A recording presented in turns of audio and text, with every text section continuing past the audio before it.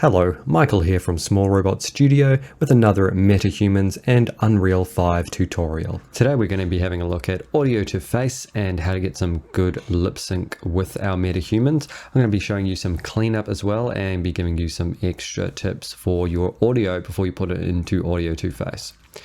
So to begin, we have got Audio2Face. Well, we've got the NVIDIA Omniverse here, and Audio2Face is already installed. The other thing that you need to have installed, which hasn't been mentioned anywhere else, is Nucleus. If this is not installed by default, make sure you install it. It's going to put a pretend sort of server on your computer, and that's needed for what we're going to do to get some specific scripts. So make sure you get that, otherwise part of this is going to be very confusing to you. Otherwise, we can just launch Audio2Face. Okay, so good quality audio is recommended obviously for this, because the better the audio quality source you have, the more clear the AI is going to be able to perceive the audio that you deal with. So one thing I'd recommend, obviously a good microphone if possible, some sort of condenser microphone. Secondly, record it into something reasonable. Audacity is totally fine for this, and you can see I've just recorded something here. Hello, Michael here from Small Robot Studio. But there is one other thing I want to hit with Audacity. So if you don't have Audacity, download it. It's free. So just jump into Audacity, Google, and to get it. It's free. And I'm going to show you one other thing that you can apply to your voice, particularly if you're a male with a lower voice like I have. It's going to improve the Audio2Face results that you get. So the first thing we're going to do is navigate to the file here where your audio is stored. I'm just going to click select here, and you'll see that I've got a bunch of different examples. So this is the raw version of the recording. If I play it back. Hello, Michael here from Small Robot Studio. So the track isn't bad. The quality is obviously not too bad. The audio source is actually a little bit low volume, but that's fine. What I would recommend doing is just taking this range, and we're just going to drag that slider down so we're only capturing that area there. Now in terms of setting this up, you've got a couple of different places that you can deal with here. Prediction delay, if you're finding that it is not getting as good a result, you can increase it if you're on a lower end spec computer. The better your graphics card, the better it's going to be able to deal with this. I believe this processing is actually done through the graphics card, not through the CPU. So down here we have this emotion lobe, and this is essentially a bunch of different types of performances that you will get. Hello, Michael here from Small Robot Studio. From the facial generation, and you can see that with different ones you'll get different sort of mouth shapes and silhouettes. So for me, when I talk, normally I talk with a very little mouth movement, so not a very good example. I'm going to exaggerate to have the same sort of mouth movement as a normal person might have. So I won't use this one. This might even be close to what I actually do in real life. But to have the exaggeration, what I like to do is use the P2 neutral. I found this one's gives some pretty good shapes.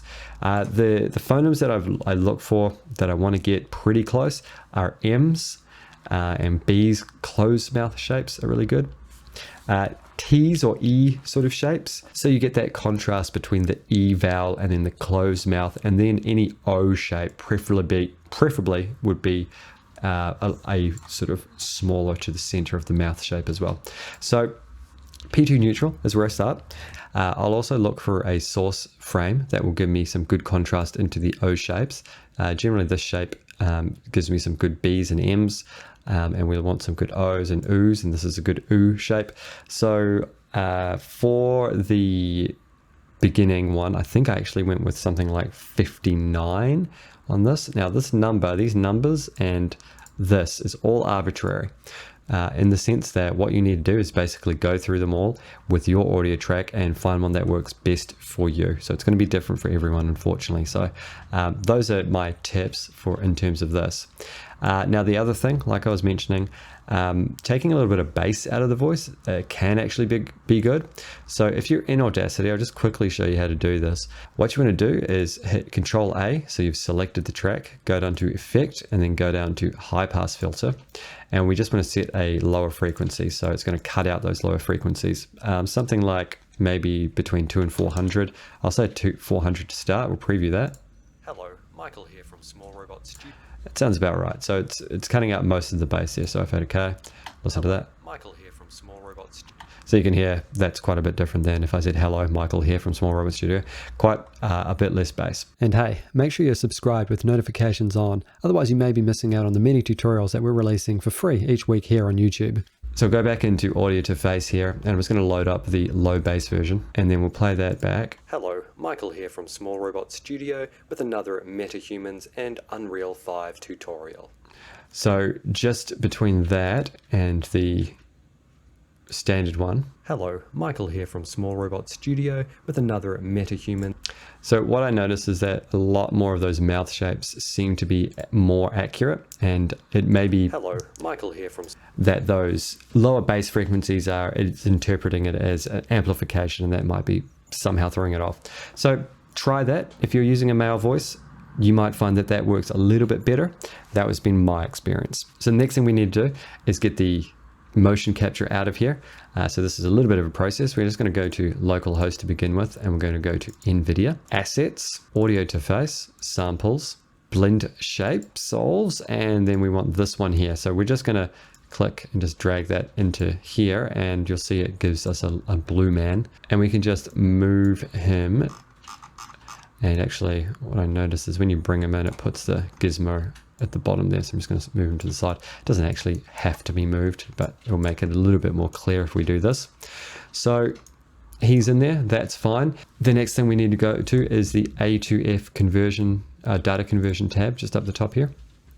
We need to choose an export directory. So I'll do that now. And what I'm going to do is I'm going to put it directly into a folder within my project for my Metahuman. So if you haven't already set up a My project with your Metahuman, you might want to go ahead and do that first. It doesn't really matter. It just is a little bit easier to find things. So select that. File name, A2F cache, we'll call that. That's fine. Playback in frames per second. So I'm doing this for film. So I'm going to say 24 frames a second. Doing it for game, 30 or 60 obviously. Next we need to set the import animation mesh, which is going to be the long name one, and then the short name one, or the one that we just brought into the scene, which is this blue fella. We need to set those up, and we click Set Blend Shape Solve. After we've done that, we can just click Export as JSON, and I'm going to export it to, again, that same directory there. So you should get a nice little file like this. It's only 200 kilobytes. The next thing we need to do is get the Maya script to be able to convert this into something that Metahumans can deal with. So we go to localhost again, NVIDIA, Assets, Audio2Face, Samples, Blend Shape Solve, Script, and the one that you want is the Load BS Weights MH Rig.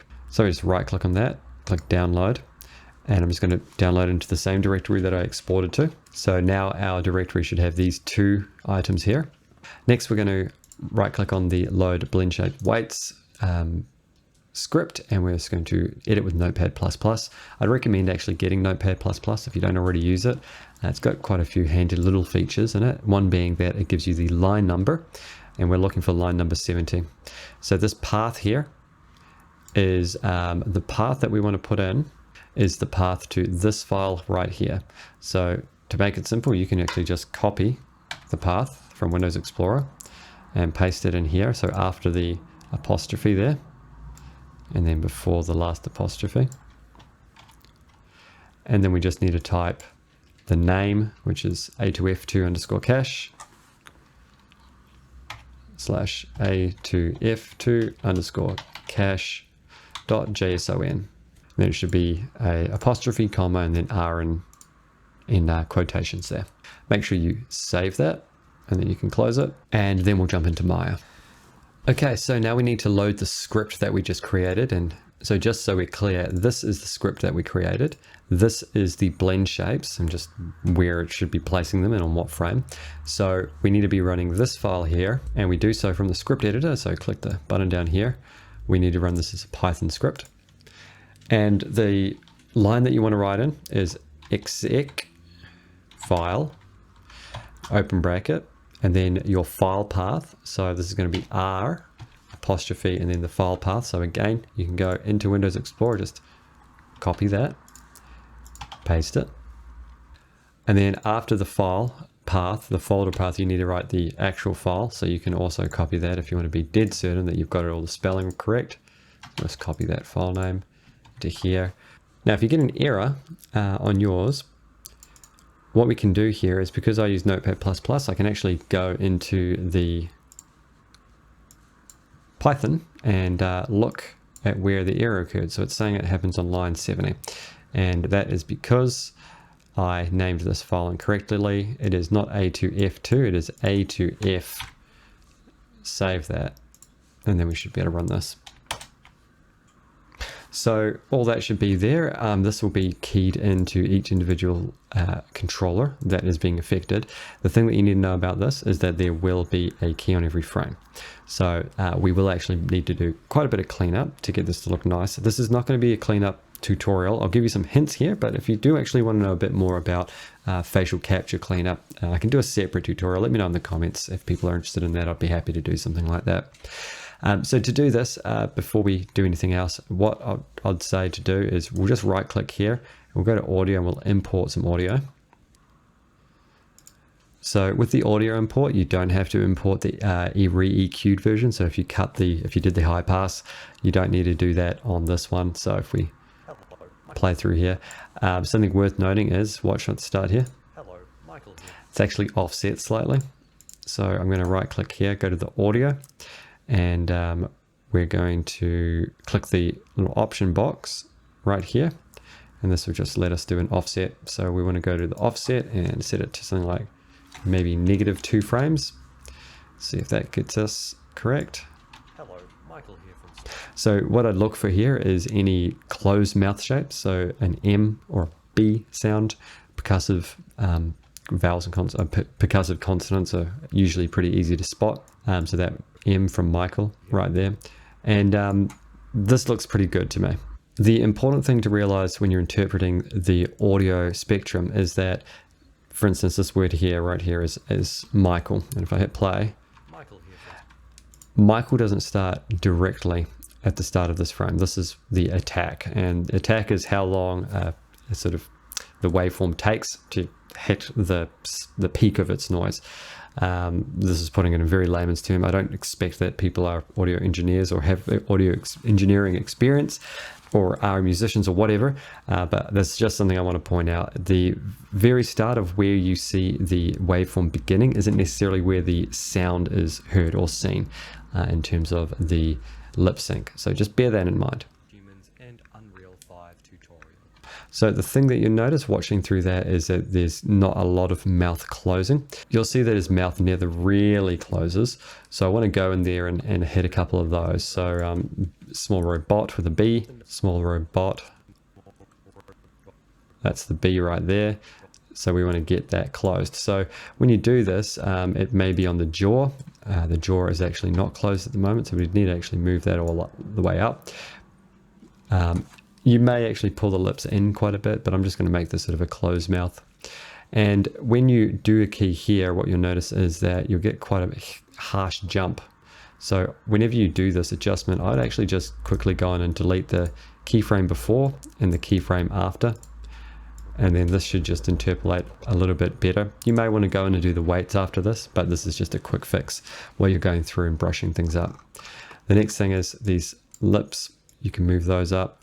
This is a good way of getting that as well. So 43 here, same thing. We're going to move this up so the lips are touching, and then we just go to the frame before, delete, frame after, and delete. I'll just turn that volume down a touch.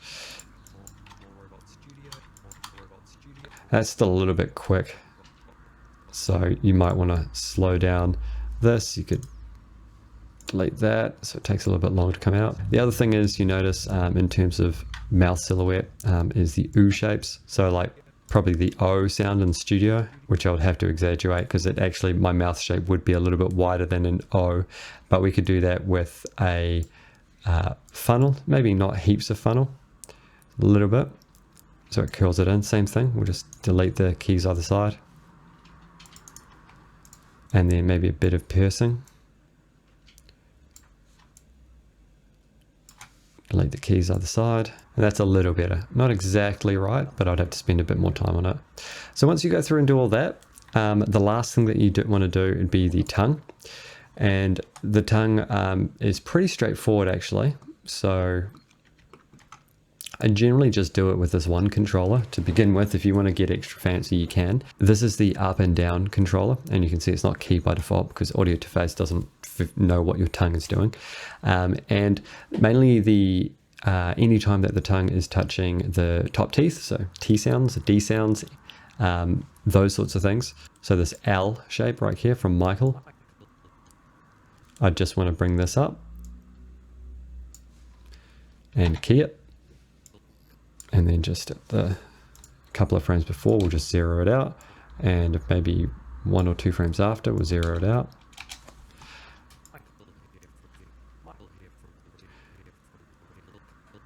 And when you do this, make sure that you don't have the occlusion on, because it does make it difficult to see the tongue.